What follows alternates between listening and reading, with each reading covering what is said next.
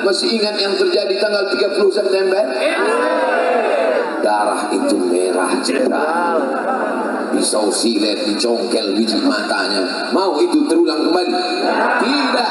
Maka benteng terlahir perlawanan kita adalah tembok terakhir membentengi anak-anak kita adalah pondok pesantren. Di mana-mana saya ceramah, tembok terakhir tembok pesantren. Masalahnya di pesantren Firdaus nggak ada temboknya.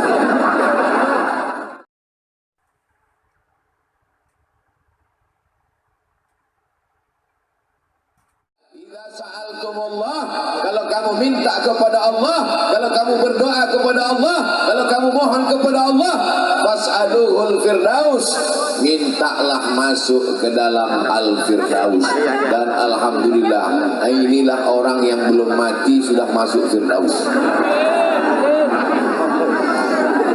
Banyak orang mati dulu baru masuk firdaus, tapi di Lampung sebelum mati sudah masuk di firdaus. Idza sa'altumullah, kalau kamu minta kepada Allah, kalau kamu berdoa kepada Allah, mintalah supaya masuk dalam surga jannatul. What is in a name? Apalah arti sebuah nama? Nama itu ada artinya. Ini dikasih nama Al-Firdaus supaya kita semuanya masuk ke dalam surga jannatul. Nanti Abdul Somad kalau ditanya sama malaikat, "Hai Abdul Somad, maukah engkau masuk ke surga Firdaus?" Aku sudah pernah ya malaikat, waktu di Lampung, tapi aku mau yang aslinya. Insya Allah semua kita nanti masuk dalam surga jannatul. Semua yang hadir subuh ini dipersilakan malaikat, salamun qaulan, salamun selamat, qaulan ucapan, min Rabbir Rahim, dari Allah Subhanahu wa taala. Semuanya masuk ke dalam surga jannatul firdaus. Tapi begitu terkejutnya orang Lampung, begitu sampai ke jannatul firdaus, mereka terkejut. Mereka lihat di dalam sudah ada saya duduk duluan. Amin. Doa saya, cara berdoanya begitu. Bagi yang nggak setuju ya nggak apa-apa. Setuju? Insya Allah semuanya masuk dalam surga. Man qala la ilaha illallah Muhammadur Rasulullah dakhalal jannah. Siapa yang mengucapkan la ilaha illallah Muhammadur Rasulullah, maka dia pasti masuk surga. Percaya atau tak percaya? Yang nggak percaya terserah. Tengok aja nanti masuk neraka. Saya yakin 1000%, karena yang mengucapkan itu wa ma yantiqu anil hawa in huwa illa wahyun yuha. Bapak Ibu mau punya anak kaya? Bapak Ibu mau punya anak kaya? Bapak Ibu mau punya anak punya jabatan tinggi? Bapak Ibu mau anaknya ganteng tapi sakau? Bapak Ibu mau anaknya kaya raya, mobilnya megah?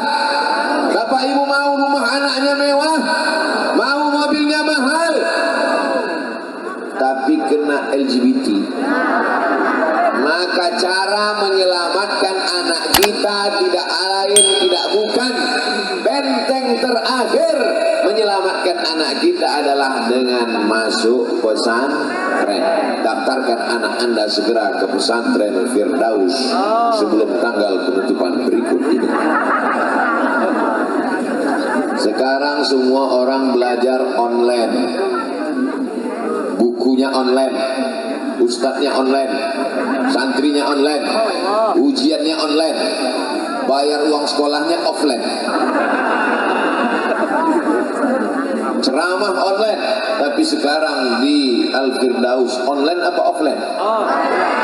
Terserah, yang nggak paham online offline, yang penting ujungnya online. Orangnya nyata, hadir, kelihatan.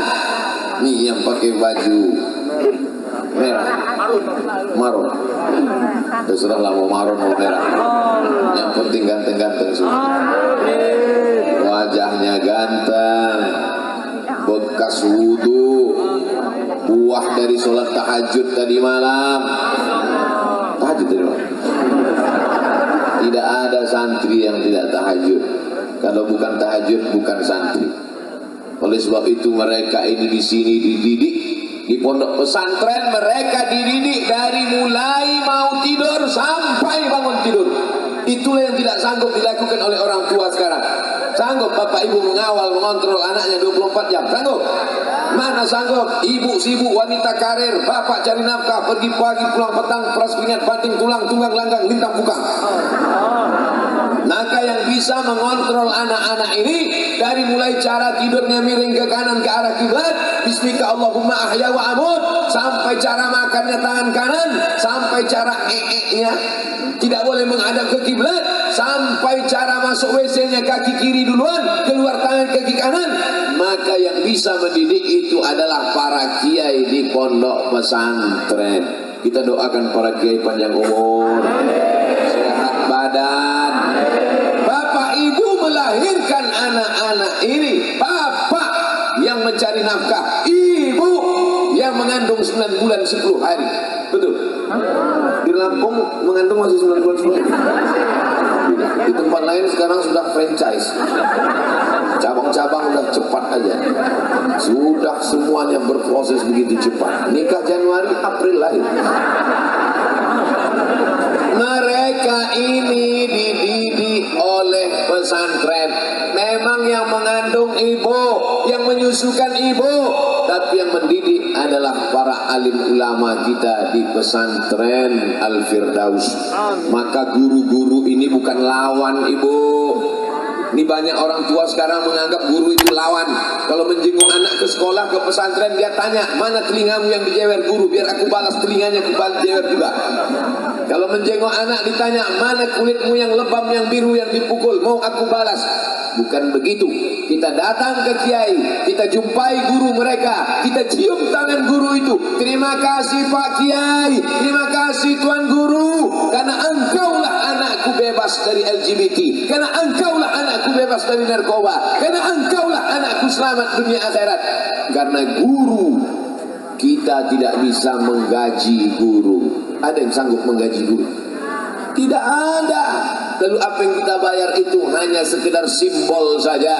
Guru inilah yang sudah mengajarkan. Guru digugu dan ditiru. Guru itu tidak semuanya ditiru, dari mulai cara berpakaiannya. Jadi kami ikut cara berpakaian Ustaz Somad yang aneh pagi ini. Di mana-mana Ustaz Somad ceramah biasa pakai celana biasa, pakai sarung, pakai baju koko. Saya yakin dan percaya dari tatapan matamu kulihat ada tanda tanya. Saya habis dari sini nanti ada perjuangan besar. Apa dia Pak Ustaz? Saksikan videonya. Oleh sebab itu, maka hari ini pertemuan yang luar biasa ini, saya mau menyampaikan ujung tombak bangsa Indonesia. Kita sudah berhadapan dengan Belanda, sudah berhadapan dengan Jepang, sudah berhadapan dengan komunis, dan ini bulan September, sudah tanggal 25. Masih ingat yang terjadi tanggal 30 September? Darah itu merah cerah, pisau silet dicongkel biji matanya. Mau itu terulang kembali? Tidak. Maka benteng terlahir perlawanan kita adalah tembok terakhir membentengi anak-anak kita adalah pondok pesantren. Di mana-mana saya ceramah, tembok terakhir, tembok pesantren. Masalahnya di pesantren Firdaus nggak ada temboknya. Tapi saya biasanya kalau ceramah saya tunjuk tembok. Tembok itulah benteng terakhir. Kalau tembok itu tumbang, hancur anak-anak kita. Temboknya dari tadi diperhatikan enggak? Beginilah pesantren yang ideal. Pesantren tanpa tembok menyatu dengan masyarakat. Sekarang kita melihat ada pondok pesantren di tengah kampung, temboknya setinggi mata memandang. Waktu di dalam tembok orang sholat berjamaah, di dalam tembok orang baca Quran, di dalam tembok orang jilbabnya panjang. Begitu keluar dari tembok langsung kelepak pala enam. Pesantren tidak berpengaruh terhadap masyarakat. Pesantren Al-Firdaus tidak demikian. menyatu dengan masyarakat. Makanya tadi saya tanya, ini kita di mana ini? Di pesantren. Kok nggak ada pintu gerbangnya? Pesantren mesti menyatu dengan masyarakat. Pesantren mesti mempengaruhi masyarakat sehingga tak ada beda antara yang di luar dengan yang di dalam. Sama-sama baca Quran. Amin. Sama-sama sholat berjamaah. Amin.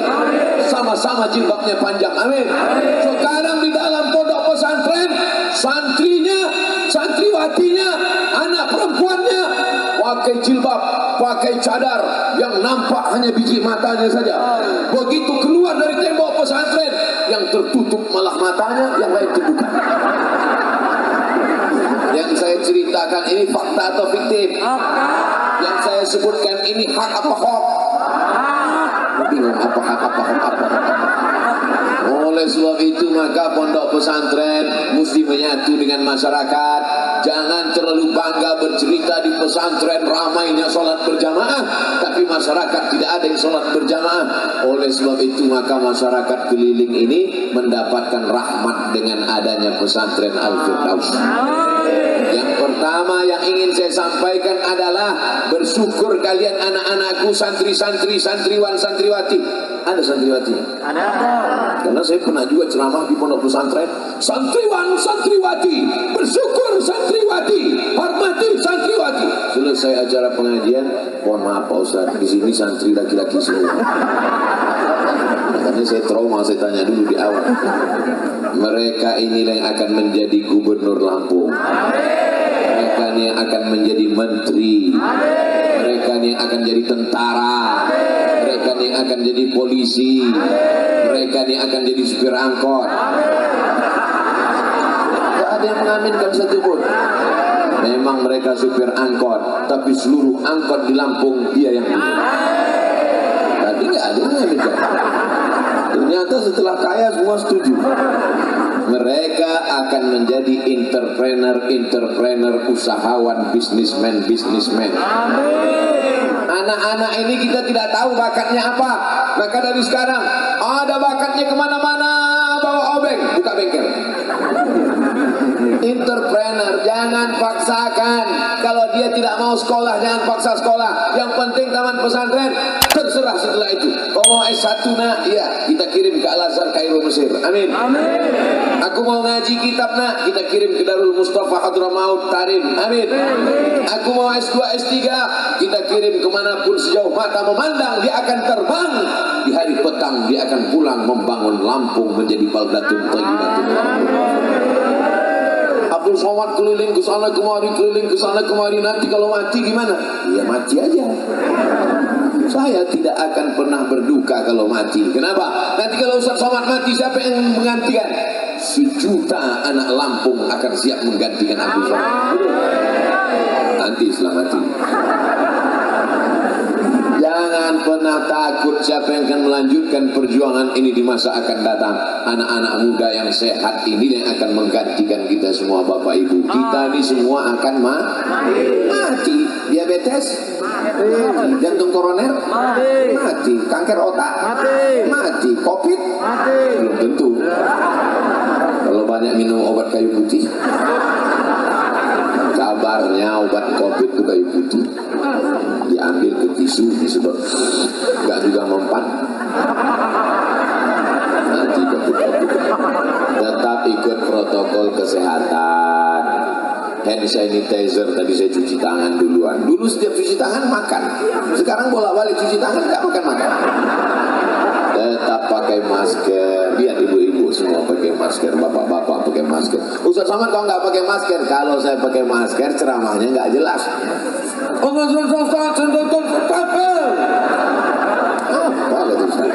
Maka saya buka, tapi masker tetap ada. Insya Allah semuanya dalam lindungan Allah Subhanahu wa Ta'ala. Benteng terakhir mempertahankan iman dan Islam anak-anak kita adalah pondok pesantren. Andai mereka lulus dari pondok pesantren Al-Firdaus nanti, amin. Lalu mereka ikut tes polisi dan tentara, lulus apa enggak lulus? Lulus. Kenapa lulus? Karena dada mereka bersih, enggak ada asap rokok. Yang lain pas diperiksa di dalam itu sudah aspal hitam paru-paru, tapi mereka bersih, otaknya bersih. Kenapa? Karena tidak ada main game online PlayStation dan warnet. Hatinya bersih karena diajarkan kiai jangan hasad, jangan busuk hati, jangan dengki. Setelah bersih diisi dengan tawadhu, diisi dengan ridha, diisi dengan tawakal, diisi dengan qanaah, dan setiap pagi diisi dengan afdhaluz zikri fa'lam annahu la ilaha illallah, la ilaha illallah, la ilaha illallah, kalimatu haqqin 'alaiha nahya wa 'alaiha namutu wa biha nub'atsu insyaallah taala minal aminin. Mereka lulus jadi polisi dan tentara, dan setelah mereka lulus jadi polisi dan tentara, tugas mereka dari Sabang sampai Papua, ada masjid-masjid yang selama ini ditinggalkan, tidak ada lagi yang sholat di sana. Begitu mereka tugas di sana, mereka hidupkan mikrofon, mereka yang azan langsung, tentara azan, komandan korem, Allahu Akbar, Allahu Akbar. Itu kalau tentara yang azan. Semua orang kampung terkejut. Apa ini? Kenapa tiba-tiba musola yang selama ini kita tinggalkan ada yang azan? Mereka ngintip. Begitu mereka intip, ada tentara lengkap dengan pistolnya sholat. Kira-kira penduduk kampung sholat atau enggak? Sholat, ketakutan semua. Disitulah kita bangga dengan anak-anak kita. Betul? Mereka akan jadi polisi. Mereka tugas di Kapolres, di Kapolda, di Polda, di Polres, dari Kapolda, dari Kapolres, sampai Polsek, sampai Babinsa, sampai di tengah masyarakat. Mereka yang mengajak membaca Al-Quran malam Jumat. Mereka kumpulkan masyarakat. Mereka baca Bismillahirrahmanirrahim, Yasin wal Qur'anil Hakim. Kira-kira masyarakat ikut apa enggak? Ikut semuanya masyarakat. Kenapa masyarakat ikut? Karena ada pestolnya, guys. Bangga atau tidak kalau polisi dan tentara menghidupkan surau langgar dan musola? Bangga atau tidak? Takbir! Tetap cinta negara kesatuan Republik Indonesia. Jangan benturkan antara takbir dengan la ilaha illallah dengan Pancasila. Kenapa? Karena yang memperjuangkan Pancasila, yang memperjuangkan NKRI adalah mereka dulu yang meneriakkan Allahu Akbar mengusir Belanda. Betul? Apa teriakan Bung Tomo dulu ketika mengusir Belanda? Apa teriakan dulu ketika mereka mengusir Jepang? Allahu Akbar. Teriakan mereka adalah Allahu Akbar, serbu. Lari pontang-panting itu Belanda, tinggal orang Belanda. Betul? Oleh sebab itu santri-santri ini harus semangat, harus sehat. Jadi jangan bayangan orang santriwan itu pakai sarung, pakai peci, gayanya lotoy leyon, lunglai, lesu, gayanya mau mati aja. Santriwan santriwati adalah yang semangat luar biasa, betul?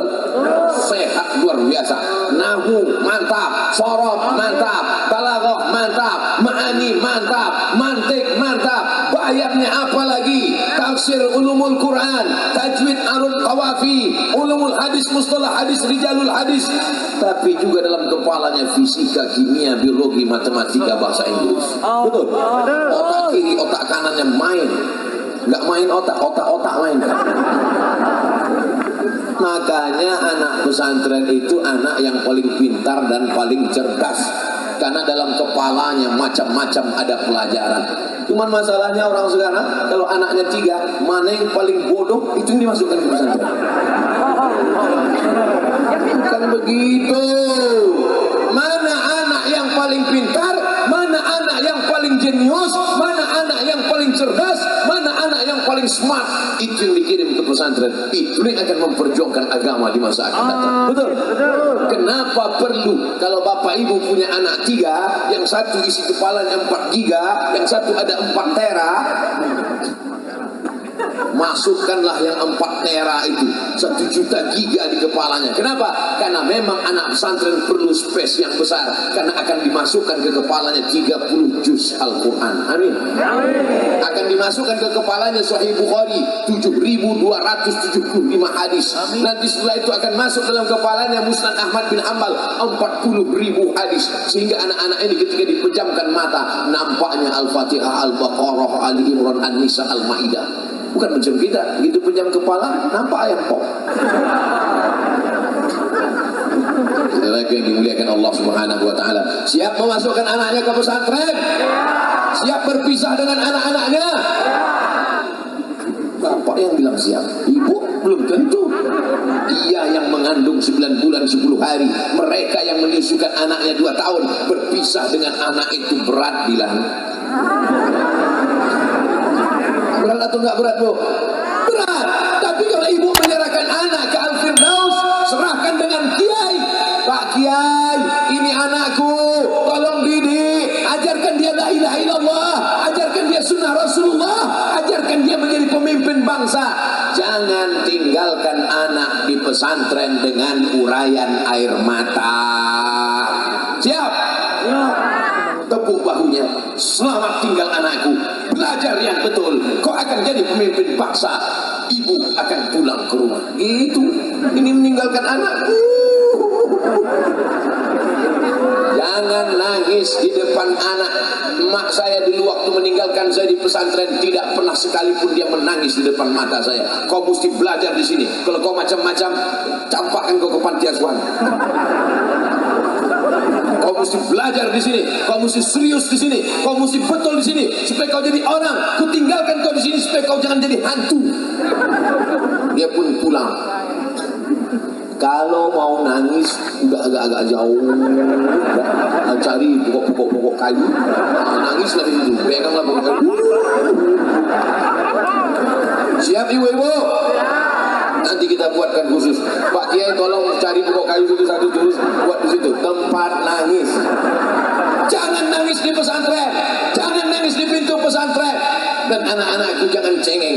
Jangan nanti sore-sore tiba-tiba galau, pergi ke depan sawah. Sore-sore menjelang maghrib kau pergi ke depan sawah, bukan cuma lalat yang masuk, jin setan hantu belau masuk. Oleh sebab itu yakinkan dirimu bahwa ayah dan ibumu adalah orang paling sayang kepadamu di dunia. Betul apa tidak?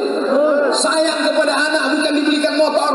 Ini banyak orang tua yang salah kaprah. Sayang sama anak, dibelikan motor, anaknya pun suka hatinya saja. Semua dicopot, lampu dicopot, lampu sayang dicopot, kacanya dicopot, semua dicopot, knalpot dicopot, remnya dicopot. Akhirnya motor itu memanjat ke tiang listrik.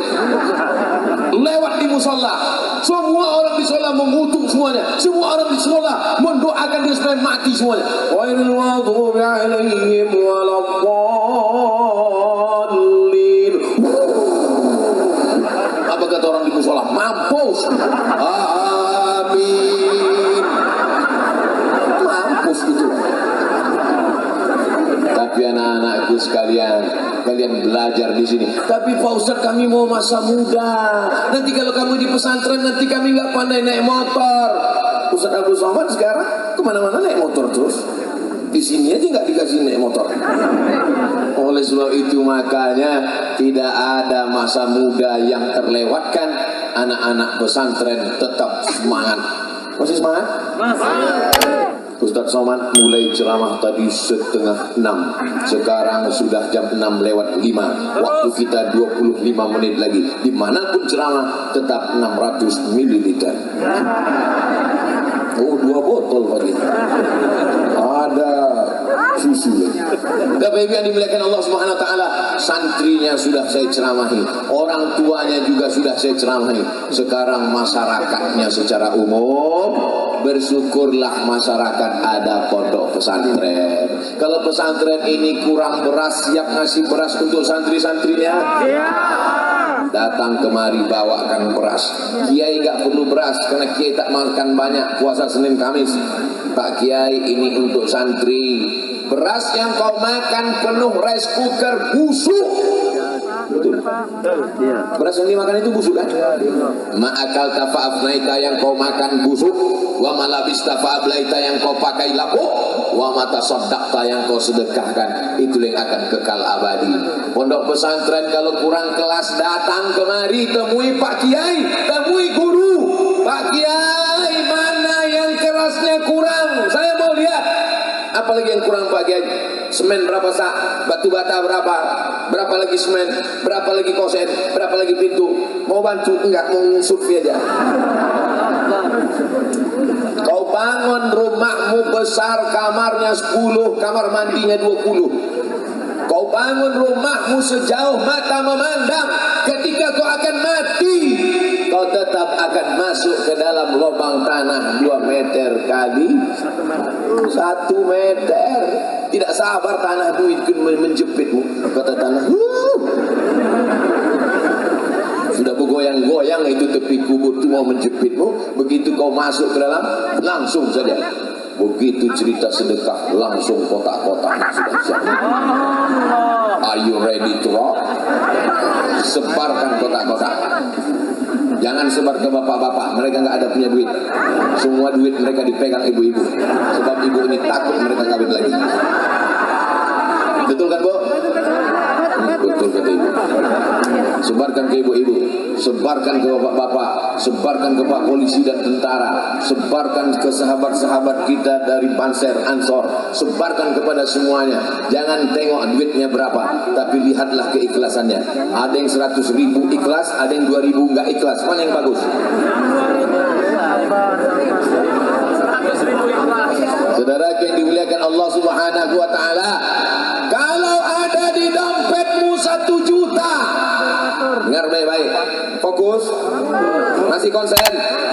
Kalau di dompetmu ada 1 juta yang kau masukkan ke kotak sedekah 100.000, setelah itu kau mati, yang kau mati yang 100.000 apa yang 900? Nampaknya kurang fokus karena belum sarapan pagi. Kalau di dompetmu ada 100, saya pula enggak fokus. Kalau di dompetmu ada 1 juta, 100.000 kau masukkan dalam kotak sedekah. Setelah itu kau pulang ke rumah, mati. Yang kau bawa mati yang 900.000 di dompet, apa yang 100.000 yang masuk ke dalam? Yang 100.000 itu yang akan dibelikan semen, yang akan dibelikan kerikil, yang akan dibelikan batu bata, yang akan dibelikan kosen, yang akan dibelikan lampu. Itu yang akan membuat kuburmu terang benderang. Itu yang akan membuat kuburmu lapang sejauh mata memandang. Betul? Masukkan duitmu ke dalam kotak sedekah sama kartu-kartu ATM-nya sekalian. Itu apa kartunya ada tapi saldonya kosong.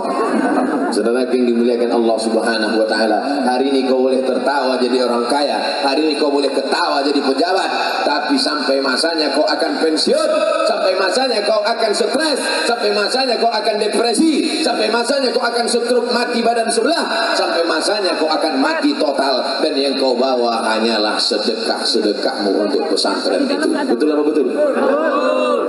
Ada yang bilang enggak betul, enggak apa-apa, saya enggak marah. Cuma nanti pas kau mati, tengok aja lah. Malaikat maut akan mengambil martil palu besar.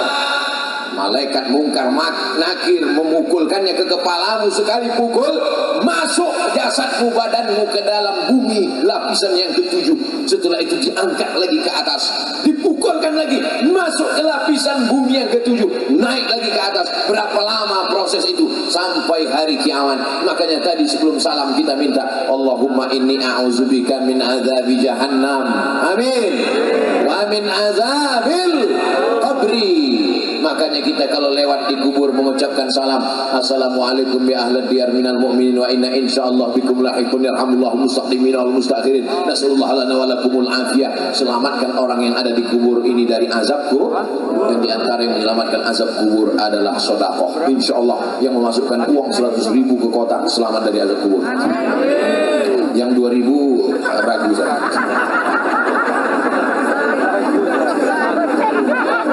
Astaghfirullah Rabbal baraya, astaghfirullah minal khataya, astaghfirullah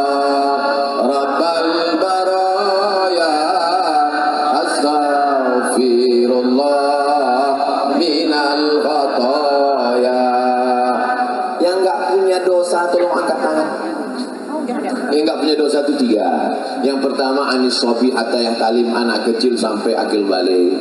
Yang kedua anil naim hatta yastayqiz, orang tidur sampai bangun. Yang ketiga anil majnun hatta yafik, orang rumah sakit jiwa sampai sembuh. Anak kecil sudah akil balik, yang tidur sudah bangun semua. Tinggal yang alternatif yang ketiga. Tidak ada cara lain untuk mencatat amal kecuali dengan sodakoh. Idza matal insan, kalau manusia mati, inqata'a, putus amalnya. Tapi ada yang tetap mengalir, sodakotun jariyah. Siapa dulu yang menginfakkan, mewakafkan tanah untuk masjid? Ini masjid. Siapa dulu yang mewakafkan tanah untuk masjid? Sampai hari kiamat akan tetap ada orang sholat di masjid ini, mengalirlah pahala ke makamnya. Siapa yang dulu mewakafkan tanah untuk kelas? Siapa dulu yang mewakafkan tanah untuk pesantren?